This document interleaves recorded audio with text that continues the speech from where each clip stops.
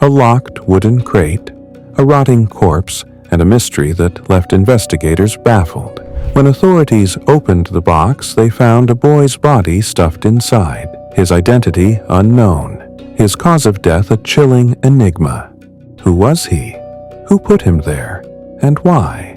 Today, we will unravel the haunting truth behind the boy-in-the-box murder. A chilling discovery. On a cold afternoon on February 25, 1957, a grisly discovery sent shockwaves through Philadelphia, Pennsylvania. Lying discarded in a tattered cardboard box along with the lonely stretch of Susquehanna Road was the frail, lifeless body of a young boy. Naked, battered, and broken. He was the age of 4 to 6 years old, weighed 30 pounds, his small body with bruises all over, his delicate skin covered by scars. No name, no witnesses, no explanation. But there was something even more unsettling. He had been groomed.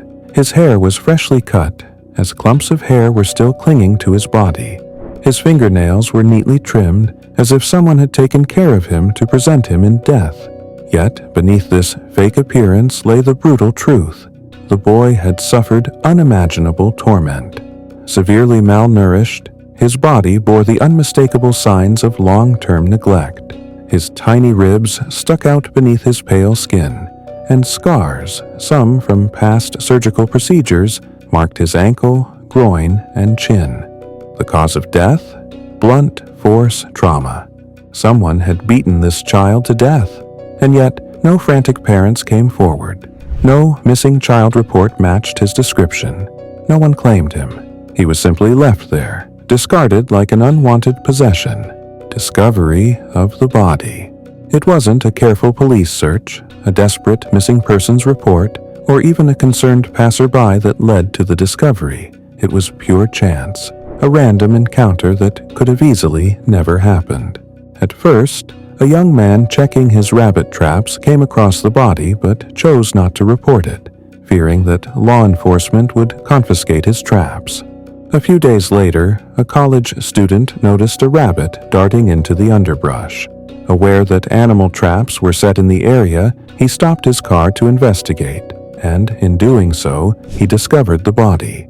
Initially hesitant to contact the police, he decided to report his findings the next day after hearing about the disappearance of Mary Jane Barker.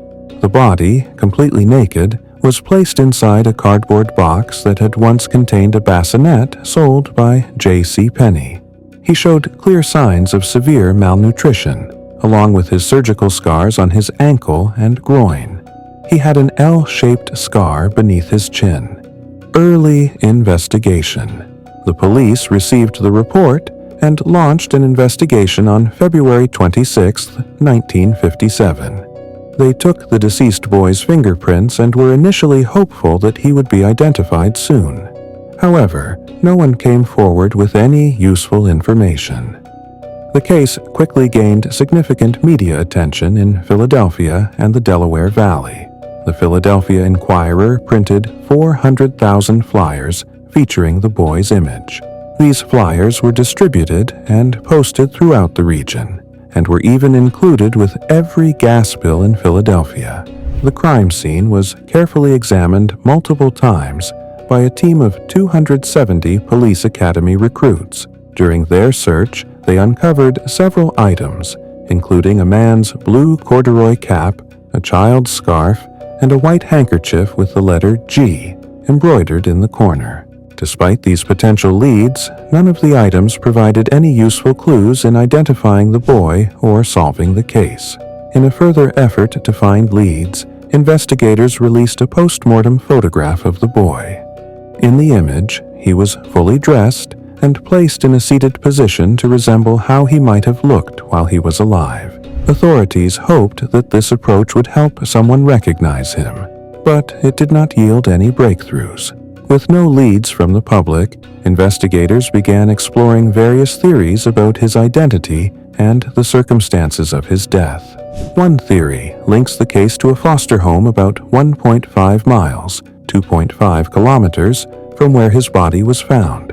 In 1960, Remington Bristow, a medical examiner's office employee who remained dedicated to the case until he died in 1993, sought help from a New Jersey psychic. She advised him to search for a house resembling the local foster home. When taken to the crime scene in Philadelphia, she led Bristow straight to that very home. While attending an estate sale at the foster home, Bristow found a bassinet similar to the one sold at JCPenney. He also noticed blankets hanging on a clothesline that resembled the one in which the boy had been wrapped. Bristow suspected the boy was the biological son of the stepdaughter of the foster home's operator.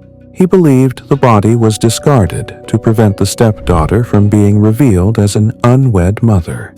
However, police confirmed that all the foster children were accounted for, and a re-examination of the case determined that the family was likely not involved.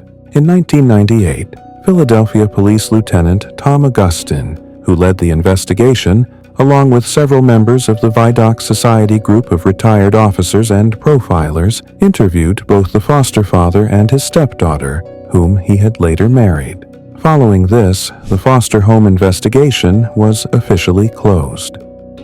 Another theory emerged in February 2002 when a woman known only as Martha, or M, claimed that her mother had obtained and later killed the child. While police found aspects of her story plausible, her history of mental illness raised concerns about the credibility of her account. Martha claimed that in the summer of 1954, her parents purchased a boy named Jonathan, whom she later insisted was the boy in the box. She alleged that he was subjected to severe abuse before being fatally beaten, with his body later abandoned in a box on the outskirts of town. However, police were unable to substantiate her claims. Neighbors who had access to Martha's home during that time refuted the presence of a young boy and dismissed her story as ridiculous. Forensic artist Frank Bender proposed a different theory, suggesting that the child may have been raised as a girl. His reasoning stemmed from the child's hastily cut hair, which appeared unprofessionally done, along with signs that the eyebrows had been deliberately shaped. In 2008, Bender released a sketch depicting the unidentified child with long hair, aligning with strands found on the body. In 2016, two writers, Jim Hoffman from Los Angeles, California, and Louis Romano from New Jersey, believed they had identified a possible match from Memphis, Tennessee. They requested a DNA comparison between the child's remains and members of the identified family. This lead was initially uncovered by a Philadelphia resident, who later connected Hoffman and Romano. Hoffman helped develop the lead and presented it to the Philadelphia Police Department and the Vidocq Society in early 2013. By December of that year, Romano learned of the lead and decided to assist. In January 2014, with his help, a DNA sample was obtained from a family member and swiftly sent to the Philadelphia Police Department for analysis. Local authorities confirmed they would look into the lead, but stated that further research was necessary before proceeding with a DNA comparison to the Memphis connection. In December 2017, Homicide Sergeant Bob Kuhlmeyer announced that DNA from the Memphis individual had been tested against that of the Fox Chase boy, and no relation was found. DNA and genetic genealogy. Decades later, in 1998, the boy's body was dug up so that DNA could be extracted for further analysis. A sample was successfully obtained from one of his teeth. In an attempt to bring renewed attention to the case, the National Center for Missing and Exploited Children released a forensic facial reconstruction of the victim on March 21, 2016, and officially added him to their database.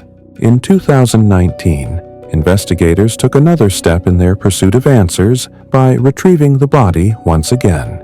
This time, they aimed to collect additional DNA samples for advanced testing, hoping that new forensic techniques could finally uncover his identity and the circumstances surrounding his death. On November 30, 2022, the Philadelphia Police Department made a significant announcement. Through advanced genetic testing and investigative genetic genealogy, they had successfully identified the child. Authorities further stated that a case update would be provided in the following week, giving hope that new developments might shed light on the long-standing mystery. According to sources, the boy was the child of a well-known and influential family from Delaware County, Pennsylvania. While the revelation of his identity marked a crucial step forward, authorities emphasized that the investigation was far from over. With this newly uncovered information, law enforcement vowed to intensify their efforts to identify those responsible for the child's tragic death and bring them to justice. Identification of the boy in the box. On December 8, 2022, after more than 65 years of uncertainty, the child was officially named as 4-year-old Joseph Augustus Zarelli, who was born on January 13th. It was later revealed that genealogists had actually uncovered his name more than a year earlier, in October 2021, but the information had not been immediately made public. Investigators identified Zarelli after a cousin uploaded DNA to a public database. They then urged the cousin's mother, Zarelli's first cousin, to submit her genetic profile to the GED match, which led to the identification of his parents. A court order for the child's birth certificate was obtained, revealing his name and parents, later confirmed through DNA testing. Family background. Then, in December 2022, a press conference was held by Philadelphia law enforcement. In that press conference, it was revealed that Joseph had resided in the area of 61st and Market Streets. The head of the Philadelphia Police Homicide Unit, Captain Jason Smith, in the same conference said, "I don't know what the neighbors knew or didn't know. The child did live past the age of 4 years old, so there would have been somebody out there that would have seen this child, perhaps another family member that hasn't stepped forward, possibly a neighbor that remembers seeing that child and remembers whatever was occurring at that particular household." In January 2023, NBC 10 Philadelphia reported that Joseph was born to a couple that lived at 64th and Callowhill. However, the channel noted that it was unclear if he lived there long enough for people to even notice him. That same month, the Philadelphia Inquirer revealed that Joseph's biological parents were Augustus John Zarelli, commonly known as Gus, and Mary Elizabeth, née Abel Plunkett, referred to as Betsy. The story of who would come to be known as America's unknown child has haunted this community, the Philadelphia Police Department, our nation, and the world. When people think about the boy in the box, a profound sadness is felt, not just because a child was murdered, but because his entire identity and his rightful claim to own his existence was taken away. And despite not knowing his name for 65 years, at the time of the announcement, authorities confirmed that both of Joseph's biological parents had passed away, but he had surviving half-siblings. As of now, there is no publicly available information indicating that Joseph Augustus Zarelli's living half-siblings have been interviewed or have made statements regarding the case. Authorities have confirmed the existence of these half-siblings but have chosen to withhold their identities to respect their privacy. The investigation into Joseph's death remains active, and law enforcement continues to seek assistance from the public. Despite finally knowing his name, the mystery of who took Joseph Augustus Zarelli's life remains unsolved. Investigators continue to search for answers. They are hoping that new evidence or witness testimony will finally bring justice to the boy who was forgotten for decades.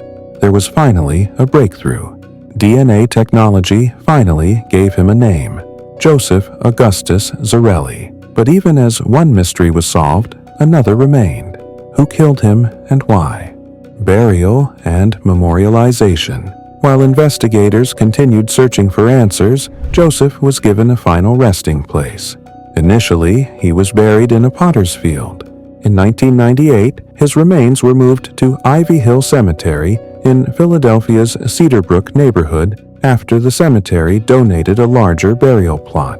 The casket, headstone, and funeral service were generously provided by the son of the man who had first buried Joseph in 1957. The reburial drew a substantial public turnout and received widespread media coverage. Residents continue to honor the boy's memory by decorating his grave with flowers and toys. When first installed, the large headstone bore the inscription "America's Unknown Child," with a plaque below that read, "Heavenly Father, bless this unknown boy." On January 13, 2023, which would have marked Joseph's 70th birthday, a new memorial was unveiled featuring his full name and image. His name was also added to the existing headstone. Philadelphia Police Commissioner Outlaw emphasized that Joseph's case remains an active homicide investigation and urged the public for assistance. Despite advancements in forensic technology and the identification of Joseph's name, authorities have yet to determine the circumstances of his death or who was responsible. Investigators continue to follow leads, hoping that renewed public interest and DNA advancements might finally bring justice to Joseph after decades of mystery. His story, once a heartbreaking mystery, now serves as a reminder of the countless cases still waiting for closure. Possibly 80s, who remembers that child. All right, the child did live until a little over past the age of 4 years old.